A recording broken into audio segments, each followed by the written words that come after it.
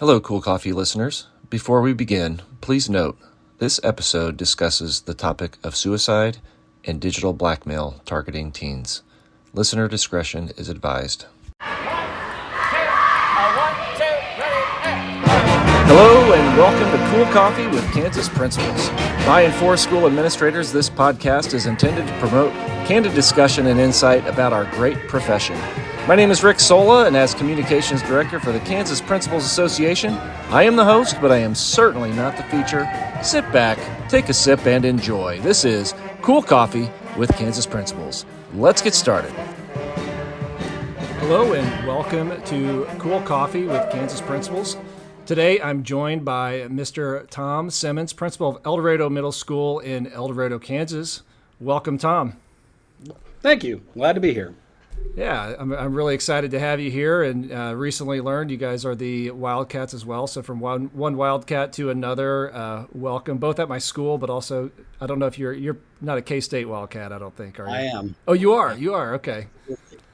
Well, there we go, Wildcat squared I'm a here shopper, for both I'm of us. a Wildcat, I'm a Jet, I'm a multiple of those, but I probably hone in more to the Wildcats. I enjoyed my time there. So. Well, that's awesome. Well, I hope our K-State Wildcats can get it done, get it going here this season. But before we get going, just a quick plug out for the show. For all listeners, your feedback is important to us, and we would love to hear from you. So please check the show notes for a way to leave feedback or even contact me directly with topics or guest ideas. Also, if you're so inclined, give us a like, give us a follow on your favorite podcast platform and help spread the word on the amazing principals we have right here in the state of Kansas. And I am really excited, Tom, to have you here today. Just to learn more about you, learn more about El Dorado, but talk about a really important and really important topic that we'll get to here in a bit. But the show, we always kick off with just road to the chair that you're in right now. So where did you come from to end up where you're at right now?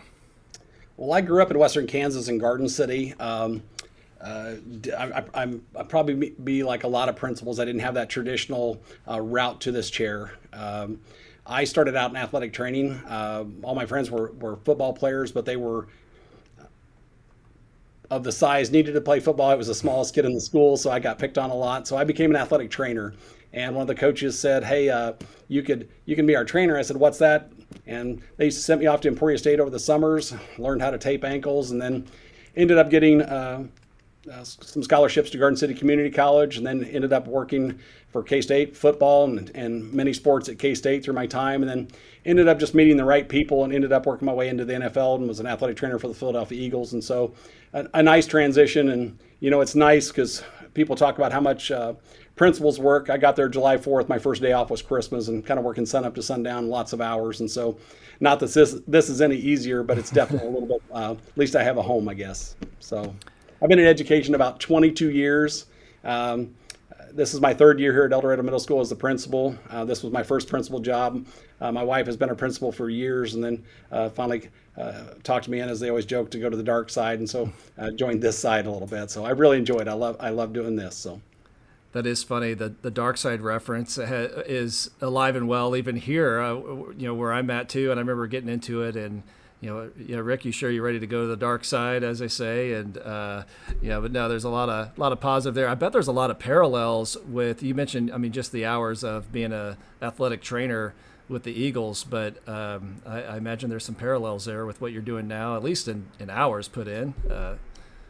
Absolutely. And what's nice to have that background is I have a student walk in here and say they want to be a professional athlete or they want to do something. Not that I was a professional athlete, but I got to see professional athletes and I know the work ethic it's going to take. And so I've had those conversations with kids sitting across my desk and they're like, well, I want to do this. Well, sitting in my office is not going to get you there. You're going to have to change your attitude. You're going to have to change your work ethic. And so having those real conversations helps. And, it's nice because up here above my desk, I have a picture of the team that I was a part of, and then I have a game ball that we earned for the year that I worked there.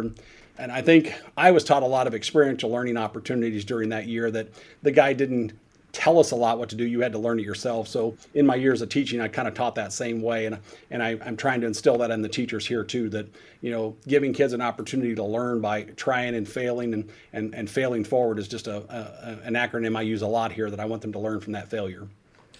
What a unique perspective that you bring to the principal chair, as far as really working with a group of athletes at the very top of their game, of that game, being in the NFL, and to be able to even have those conversations with kids. Like you said, maybe you weren't the NFL player yourself, but you saw those players and what it took to come in.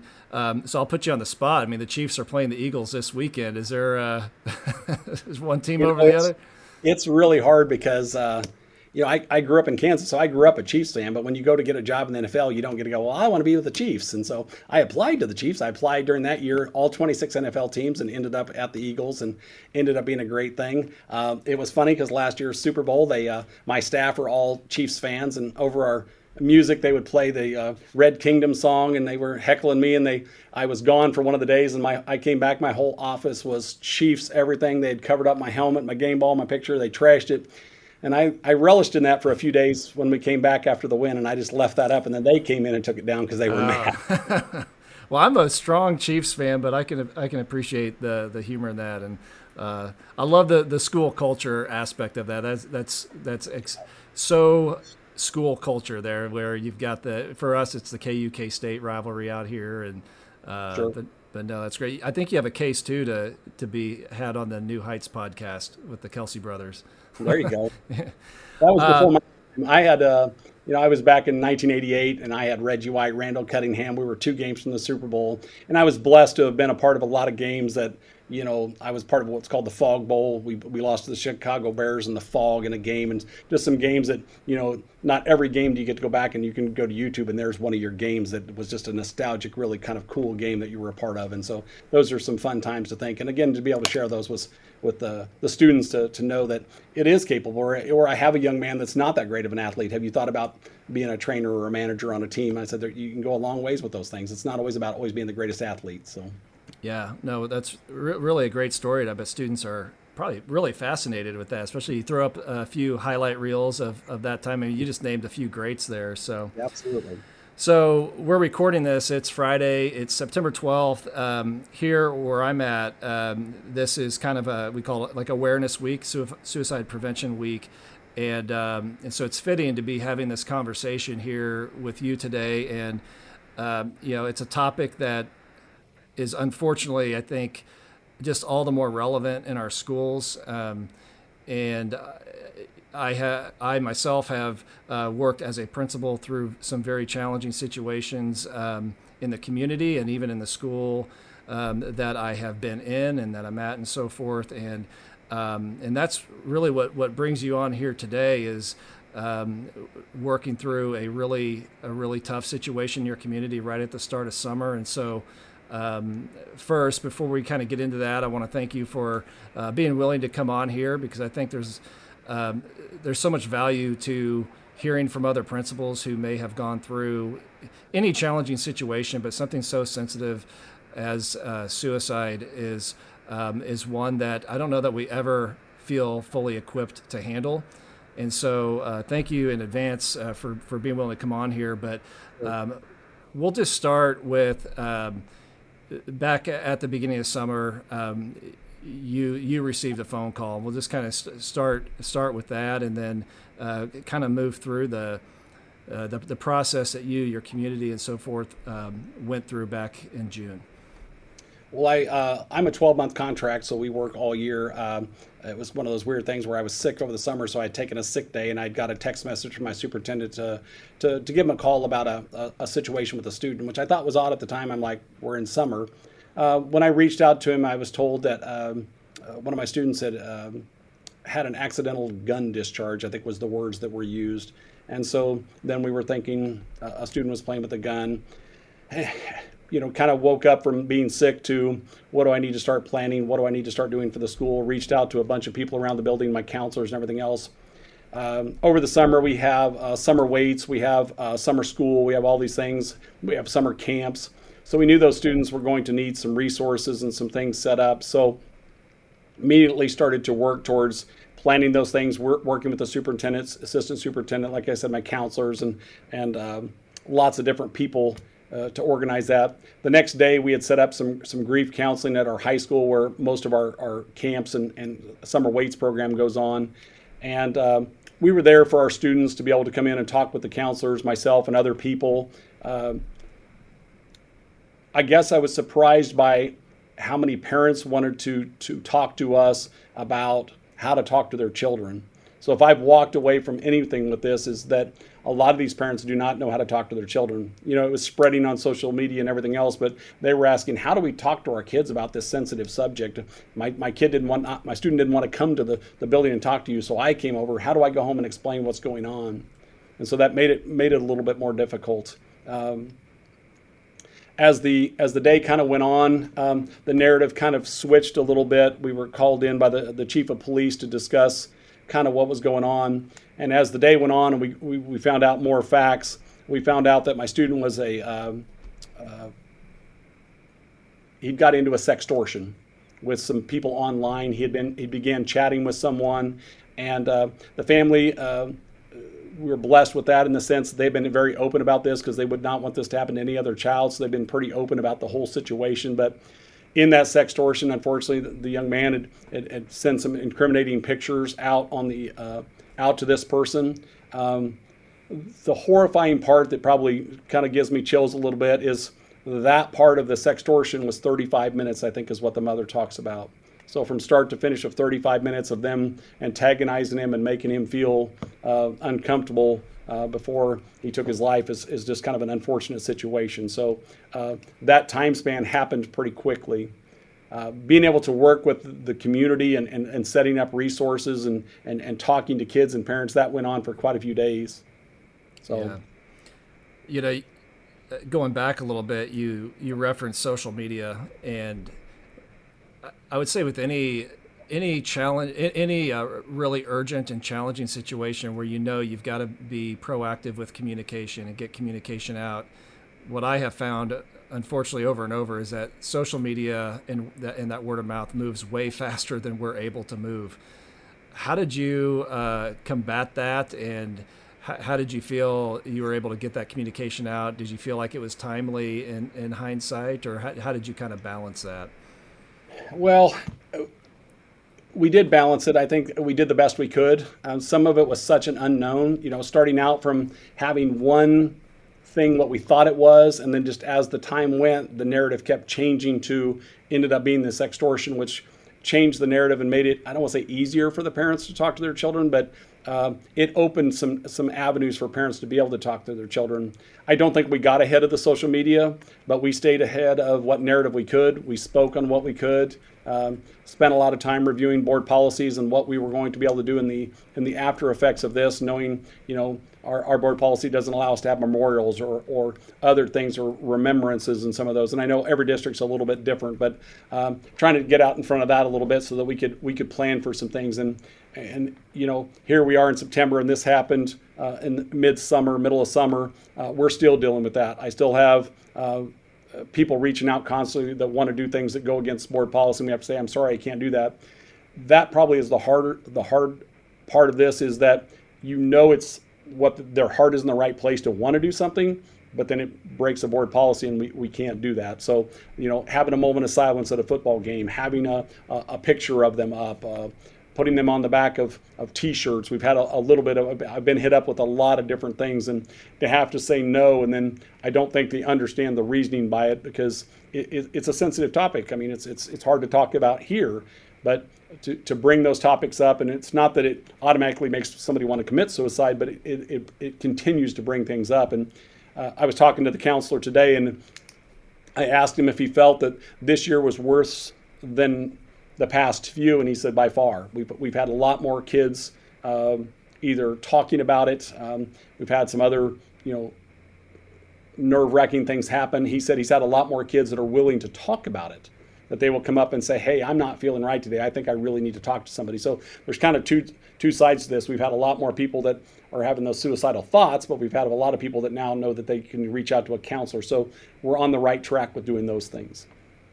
Yeah, I used the word balance a minute ago, and that's how I have felt with it before, balancing providing information, providing supports and resources, while also there are some kids that they're kind of teetering a little bit anyway, perhaps before this, and then how they respond to it.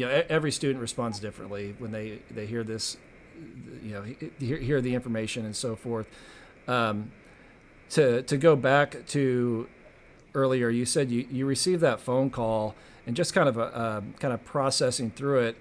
Who were those first contacts that you felt you needed to make that time in June? And I know you're on contract. I'm not sure who others were off contract. Who were those first points of contact that needed to be looped Reached in? out to my assistant principal. We talked for quite a while about what was going on. Reached out to my counselors, started to organize that. Again, I wasn't feeling the best, so it made it more difficult to kind of get your head wrapped around things. Had a pretty massive sinus infection, so I was trying to work through that, but it was kind of weird. You felt like you needed medication, but nothing really mattered. You kind of knew what you needed to do.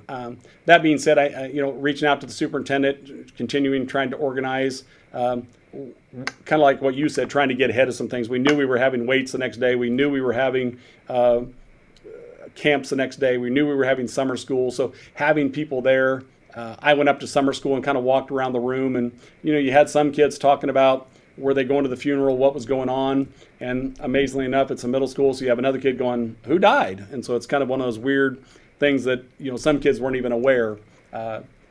Having us there and telling them to come down to, we had at the lunchroom at our high school. It's a big area where people could gather. Once we started to get some students there, I think it helped them just kind of gather and just talk. So, I spent quite a bit of time trying to get resources put together, different people. Didn't really get to use some of these people over the summer, but we have since used those resources. We have South Central Mental Health in our building that does case management with students, so that's been a great help to have them in the building to be able to talk to students. We have an organization that I don't know if you're familiar with called Spark Wheel, and Spark Wheel is an outside organization that, and you can kind of think of Spark Wheel maybe as a hub that brings all the right spokes together. They can bring you tutoring, mentoring, counseling, connecting families with community services. So if you need something, your electricity gets shut off, your kid needs glasses and you don't have the funds, they're a great organization that they bring people in and help with that. So we've utilized them this year for being able to do that. They provide grade checks with students, so they have something a little bit different than what I get to do. So yeah, going back to the communication piece, some of it is social media, and the chatter can go really quick, but it also takes off and it goes in directions that potentially could start to get inaccurate information or assumptions or jumping to conclusions. And we dealt with that. It's such a, and then there's the challenge as well. You've got to be, we're using the word sensitive, but there are certain things that ultimately they can't be shared, or it's not appropriate, or you're working with the families and there's all sorts of things to consider. And meanwhile, behind you, all these things are moving so fast and forward. It just adds to that challenging situation. You talked about the memorials and things. How did do you feel like your community kind of grew to understand the board policy that is in place and why? Because like I said, I've been there, and I know those are really hard conversations when all people want to do in that moment is help, and they feel like this is how I can help. And when they get a roadblock, that's challenging. That's tough. I don't think everybody understands that sometimes it's not that I'm not wanting to do that. I've got a board policy that I have to follow. And one of the first things that happened is this student was an 8th grader, and so they wanted to put his name and his football number on the back of the 8th grade promotion shirts. And I don't think they realized that maybe not every parent would want that on the back of the shirt. And so to get people to understand, I get what you're trying to do. It is honorable. It's a great honor to that student. However, it's difficult because you're going to have to find the narrative that you're going to print shirts, and you're going to have some that have it, some that don't. Now it makes this person look like they're not supporting that, and back and forth. And so having just the board policies, understanding that we can't have a memorial, we can't do a moment of silence, we can't have, or the coaches can't start that memorial or start that prayer at football, or go out and have numbers printed so they can put it on their helmets. All those things were things that we've been navigating, still navigating today. Well, now I wanted to ask just about the start of the year. You talked about how you initially heard the information and how the story changed or updated as far as this being a sextortion related situation. What have you done at the start of this school year, where it still feels like we're fairly new in the year? And I know, having had some conversations with you earlier, that there were some just really intentional things that needed to be considered and thought through. How did the start of the year, as far as this topic goes, begin with at El Dorado? Well, I want to back up just a little bit, and something that you'd asked me how that day started or whatever. When I got back to school the next day, I was on my computer, and I had put out a personal message on my Facebook, which I don't put out very much on my Facebook. And it was more for my family and my cousins, my nieces, my nephews, all these different people to kind of watch who you're chatting with, to be careful. Social media is kind of this place that sometimes parents go, oh, they're fine, they're on Roblox. Oh, fine, they're on. And the more I've been around this, I realize some of these things that we think are fine are not. Anyway, I posted this out to a social media, and it got picked up by some different SROs and some different people. And a gentleman named Ben Tracy had reached out to me, and he is a speaker who goes out and talks about sextortion, extortion, and just basically the bad things of social media. And he had ran across the United States last year to try to raise awareness of this. And probably the one of the heart-wrenching things for me is that he had sent me an email asking to come speak at my school, but I ignored that email. And so that kind of was one of those things. And him and I have had a conversation, and he wasn't gearing that towards me, because he said I probably get a lot of crazy people that, hey, come talk to my school. And he goes, and this guy's running across the United States. And he said a lot of people didn't even think he would make it. That being said, he's we've been in contact with him, trying to have him come speak at our school. He's going to come in the spring. He brings in lots of resources, different resources. In the meantime, working up to that, this next week we have a town hall meeting for our parents on the 24th. They're going to the FBI is going to come and talk to our students about sextortion, extortion, internet safety, social media. We're going to have that town hall meeting for the parents, and then during the day, the high school, they're going to come in and talk to our high school students in the morning, and then in the afternoon, they're going to come talk to the middle school. The FBI kind of feels like right now that El Dorado is kind of being targeted just a little bit. So they're wanting to kind of get ahead of this a little bit, and so they're going to talk about how to protect your children, what they do, what they do in that situation if they've done something that they can't feel like they can't get themselves out of. What do they do? And I was talking to one of my SROs at the high school last week, and he was online with someone chatting that was trying to extort money out of them, and they were chatting with them. And so it's not something that was like a one-time deal for us, which you would think. And typical of any of the communities that anybody would listen to this, everybody's thinking it's not going to happen in my town. And everybody that we've talked to said, well, nobody thought it would happen in El Dorado. And not only did it happen in El Dorado, it feels like it's continuing to happen because they continue to target our community and continue to target our students. And so that's that part of trying to get ahead of those things and setting up these town hall meetings, having our counselors talk about who the trusted adults are, who can you talk to.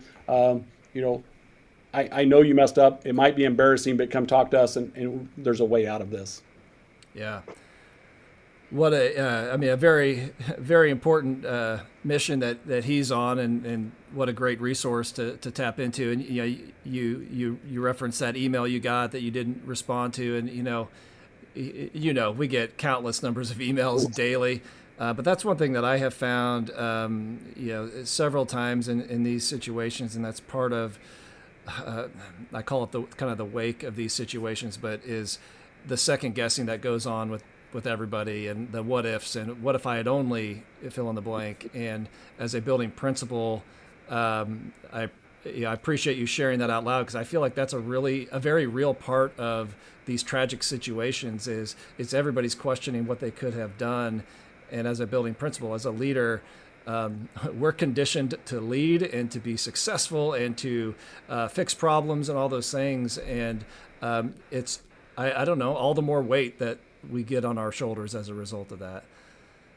So Absolutely. When I saw it on social media, he had posted to somebody else that he had reached out to this school and they didn't respond. I'm like, what? So I went to my email and I, did a search back through my Google email, and all of a sudden here this email pops up. And like I said, my heart kind of sank just a little bit, like the what ifs kind of come up. My counselors are saying the same things. What other things could we have done? Should we have done more? Could we have done more? And so I think a lot of that is going through my whole staff is, what could we have done more? I know the family probably feels the same way of what could we do to try to protect these students. So now moving forward, that's kind of that plan of having the town hall meeting, having Ben Tracy and some people come speak next in the spring, us making sure that we're available to students that if they're struggling, if they need something. So, and as I've said, we've kind of had that uptick of kids who are either talking about suicide, having suicide thoughts, or just knowing that they need to go to talk to somebody about it is kind of, there's good signs that I know that they feel like there's trusted adults here that they can come talk to. you just mentioned your staff, and with this happening over the summer.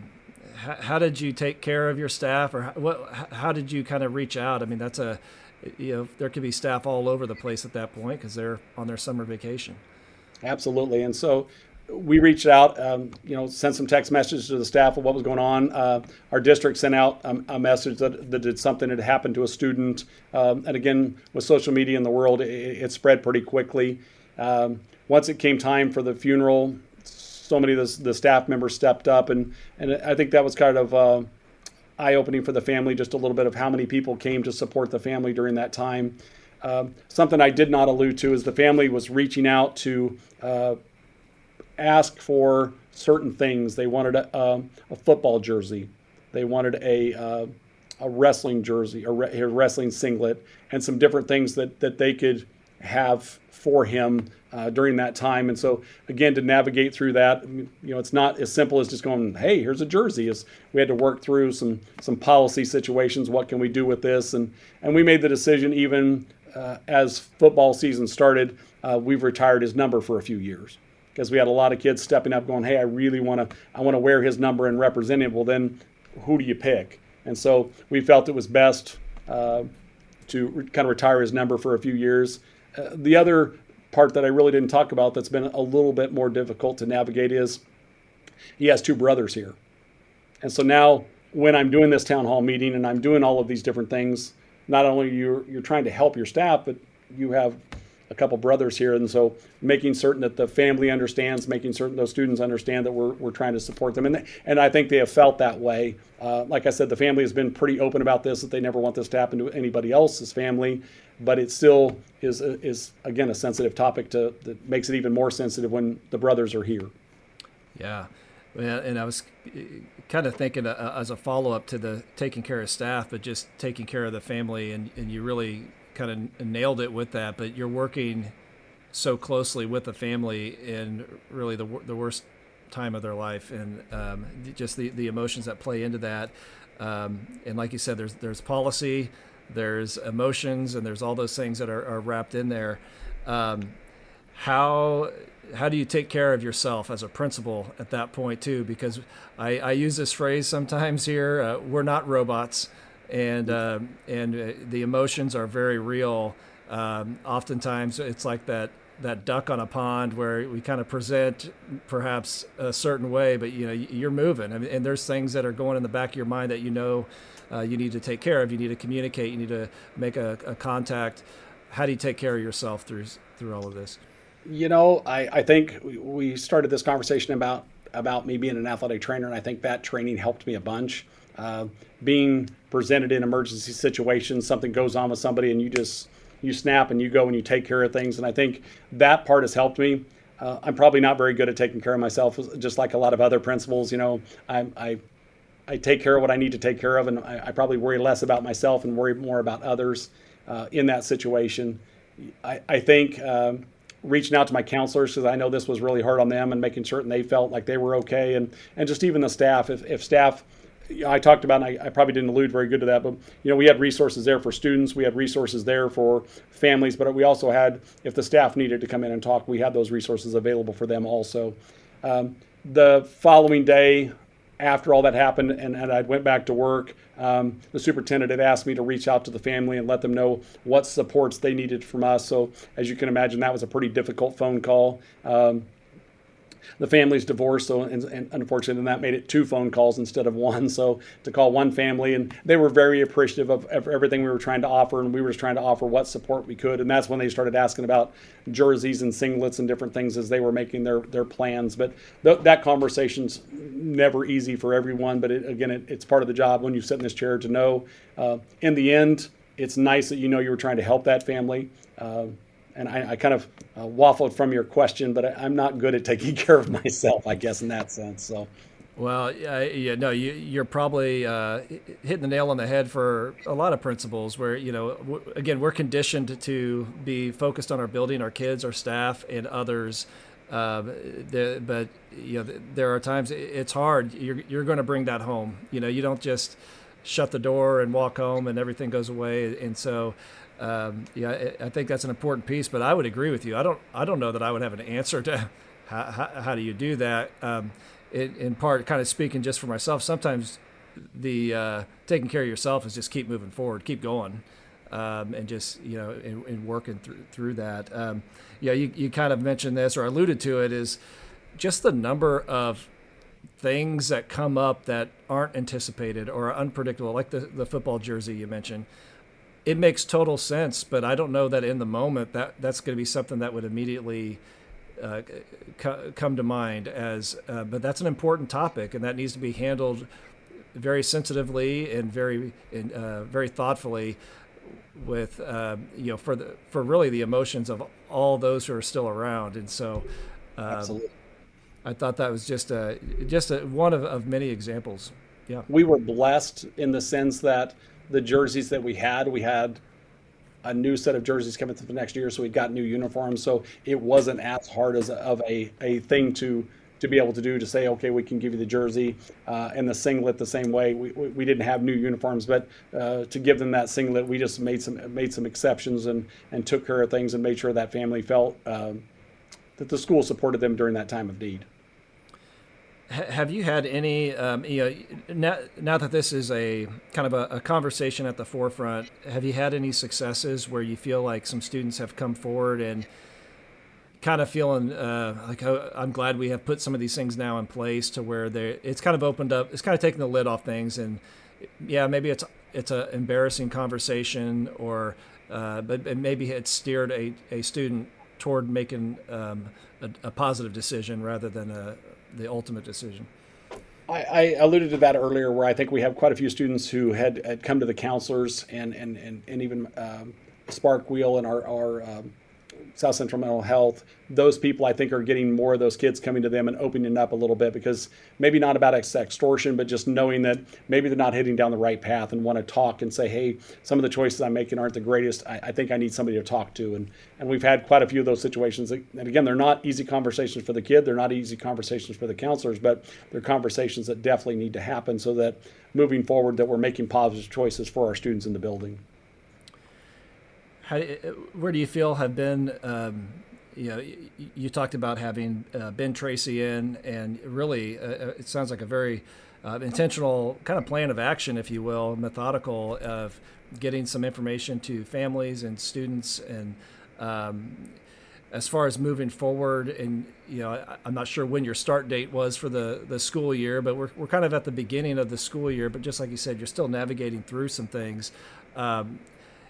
How do you see the next month or two, or up to the holidays, kind of going as far as some of the kind of routine, normal school year things that are going to present themselves, like the football season and all the normal fall activities, maybe a performance and things like that? So again, some of those things were hard to navigate. That first football game, I got to the football game. We had to be very upfront with our coaches. You couldn't have any memorials. You couldn't do certain things.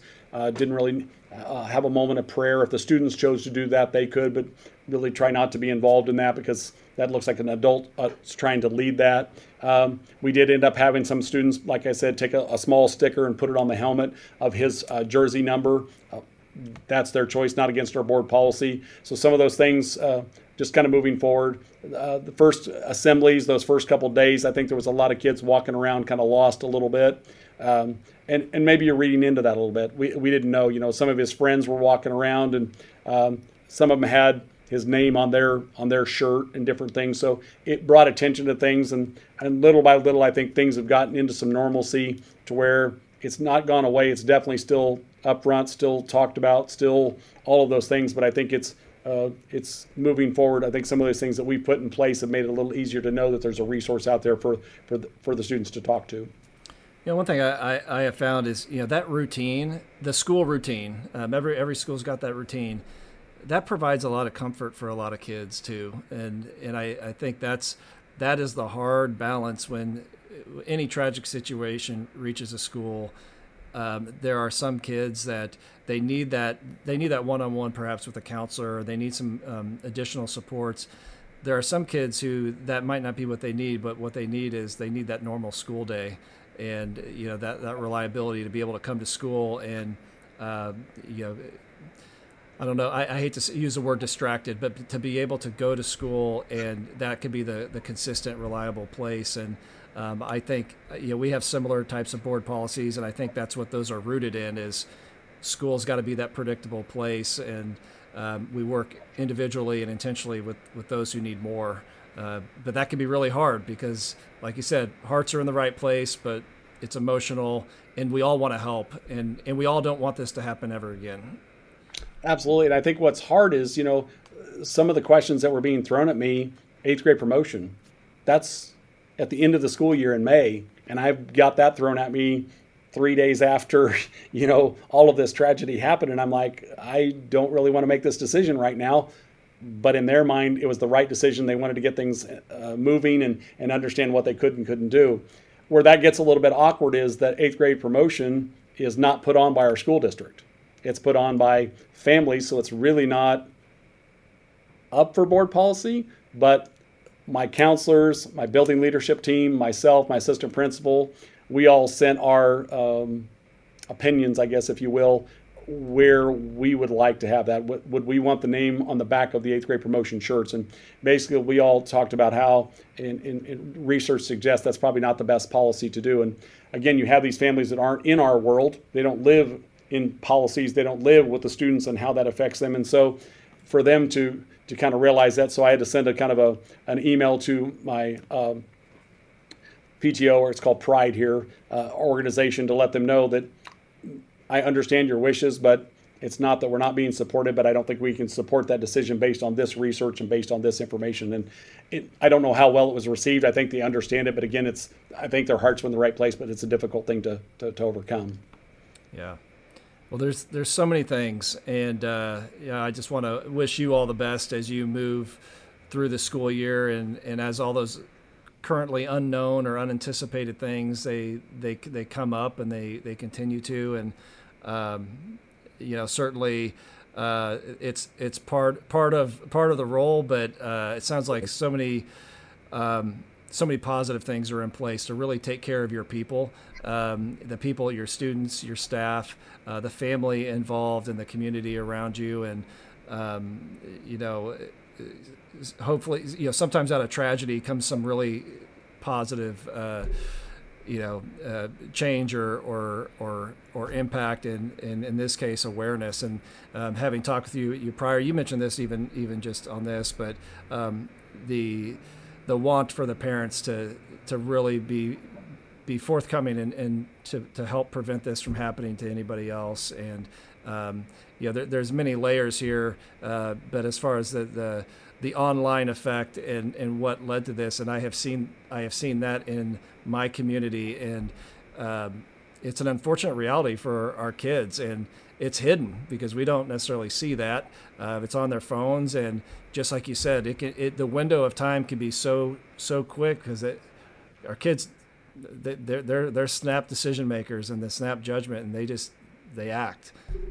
I think what I learned from this is I didn't realize how many social media things that we thought safe's probably not the right word, but that kids use and aren't that big a deal that, like I said, Roblox they were talking about is a really bad one that extortionists and sextortionists and people for sex trafficking utilize because they know that's where kids are going to be. And so they're going to befriend them there and start talking to them. And, Snapchat and TikTok and all those, we kind of know those have their loopholes or whatever, but just some of the other online things. And in speaking with Ben Tracy on the phone and just talking to different people, how many of those that it's kind of got to be terrifying for families to know that you really got to watch all those things. And so I can understand more and more every day why schools are wanting to go to a no cell phone bell to bell, because that was one of my first concerns is what's going to happen if the child's sitting at lunch and, they're dealing with this situation with the sextortionist on the phone. Now it's during my school day. How am I going to navigate that? And that kind of terrifies me a little bit. And so we've done, our policy is that our students get their cell phones at lunch. And so it makes it a little bit harder to navigate what they're doing during that time because it's their cell phone. But I definitely am leaning more and more towards that avenue of being a bell-to-bell person, just saying no cell phones during the day. And I think it would eliminate that social media and all of the other drama that goes with that. Right. And it may promote more face-to-face interaction. And, technology just moves so fast. And, there's so many apps. You mentioned Roadblocks. I wrote that down. I had not ever heard of that before. I'm familiar with Snapchat and all the other ones, but, it kind of goes back to what I mentioned earlier is I don't want to say we're not equipped, but things do move really quick. And I think it's important that we as principals, building leaders, continue to have these conversations and be able to stay on top of things. And oftentimes a lot of that information will actually come from our school resource officers here where I'm at. They learn of trends and things, and they'll pass things forward, but it just moves so fast. So. I'm a techno nerd, if you will, and I love technology. And so even being a person that's older and liking technology, it's kind of fun. We had an instance today where we had a situation where something happened with her phone and she videoed something. And I'm like, can I see your phone? And she said, yeah, I deleted it. And I said, that's okay. And she didn't know there was a deleted folder where I could recover it and recovered what we needed. And it's just kind of funny to watch the kids go, how did he know how to do that? And so it's fun to have, and then that wasn't something fantastic, but it's fun to watch them realize that there are people that know technology and they're just using it as a device to communicate with their friends and not sometimes always in the most positive way. So. Yeah, sometimes I think we give them too much credit that they know technology. I think they know apps, and I think they know ways to circumnavigate some of the things that to get around things. But well, Tom, this conversation, I just really appreciate you coming on because I think it is a topic that it reaches all schools, it impacts all communities, and it's one that I mean personally don't know a whole lot about, but I have heard, even just like I said, where I'm at, what you're talking about is happening around here, and it's going back to many years ago, the whole stranger danger. This has to be a big part of our technological device responsibility lessons and things. Is we got to get, I think, fairly direct with what is potentially out there, but also the other side of that is we all make mistakes, and the mistakes are not final. Come talk to the people around you, the adults around you. Very much so. So thank you for coming on. And before we wrap up here, I know we have spent the time talking about an important but heavy topic. But as you move forward through this year and you think about all the staff that you're working around you, I want to give you an opportunity to brag on the El Dorado Wildcats and the people you get to work with every day. I took on this job 3 years ago, and we have such a positive culture. During this year of struggles, the staff has stepped up and done an incredible job of just taking care of the students in need. I have a supportive administrative staff. I have a supportive superintendent, assistant superintendent, and the staff there. The school board is greatly supportive. And so I think having that makes my job a lot easier. And so, the Wildcats, we have a great building. We have great facilities. A lot of times when people come here to play basketball, kind of have this sunken gym, and so they walk in and they're just kind of in awe. My students get to play at BG Stadium here in town, the same one that Butler Community College gets to play on, and so kind of a cool experience for all these kids. And so, I think the Wildcats, we're doing a great job of taking care of students, taking care of staff, and like I said, just changing the culture and taking care of the community. Yeah. Well, very good. Well, all the best to you this school year. And you use that word experience, and I love that. I love that word as it relates to middle school, because I talk about like the experience that we get to provide for our kids every day. And you just mentioned several that are upcoming for your kids, and I hope it's just a great year moving ahead, and all the best to you as you move forward. And once again, thanks for coming on the Cool Coffee Podcast to share this. Thank you. Appreciate being here. Check the notes section for more information on this episode and to learn more about the KPA and its mission to develop and support all principals through optimized learning, collaborative leadership, networking, and service. Be sure to check back in for our next episode and spread the word about cool coffee with Kansas principals. Catch you next time.